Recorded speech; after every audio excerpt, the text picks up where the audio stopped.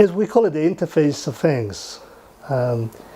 It is the interface for the Internet of Things, is the required technology and quite revolutionary piece of software to allow people to interface with their digital world.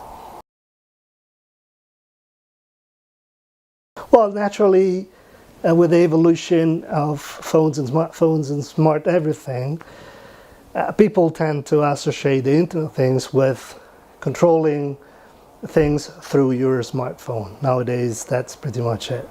Whereas we see the Internet of Things as the next age after personal computing, with the driving factor of ubiquity.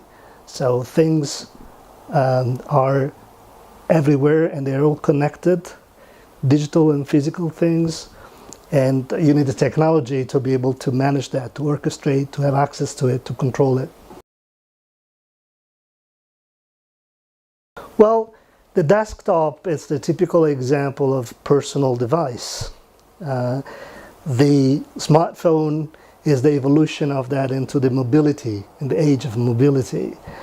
Now, the future desktop that we imagine is actually an all-around environment.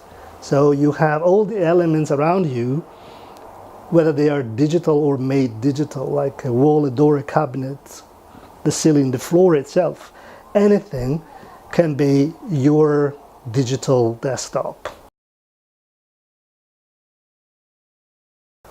Well, I was just mentioning before the floor itself, but you can have any of those surfaces that you walk by, can be made digital nowadays. The technology exists from a hardware and software standpoint to make any of those surfaces digital. What we think it's missing, in fact, is the ability to interact with them in the proper way.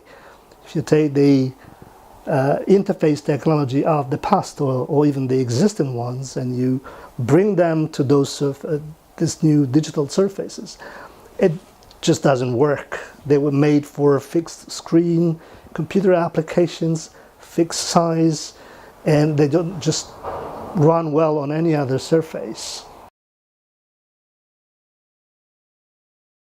Many things, actually, this is the question that we asked ourselves when we started, and we said, of course there has to be a technology that is easy to use, and that goes together with natural interfaces. Natural interfaces means easy learning. But we also have to make it compatible with any of the systems that people are used with. So we have to make it agnostic with respect to the device. So we claim there are digital surfaces of the future, but it has to work with the digital devices of today. And eventually you have to be able to work across devices.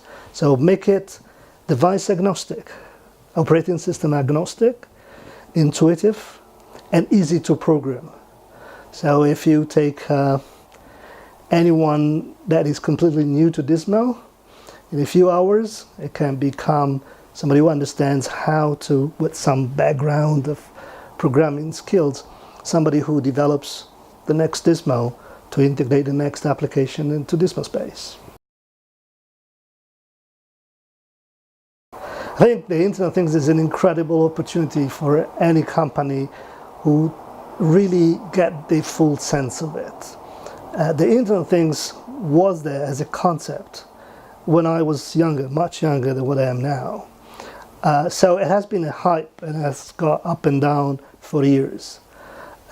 Now there are a number of things that have happened from the technologies that we mentioned before, the Internet of Things, to the computing power, to the integration level that companies are capable to do today, so that things can become intelligent, and so on and so forth, that actually enable the Internet of Things to happen, but to happen in the real way it should happen, which is distributed computing, distributed data, and ability of things to be intelligent.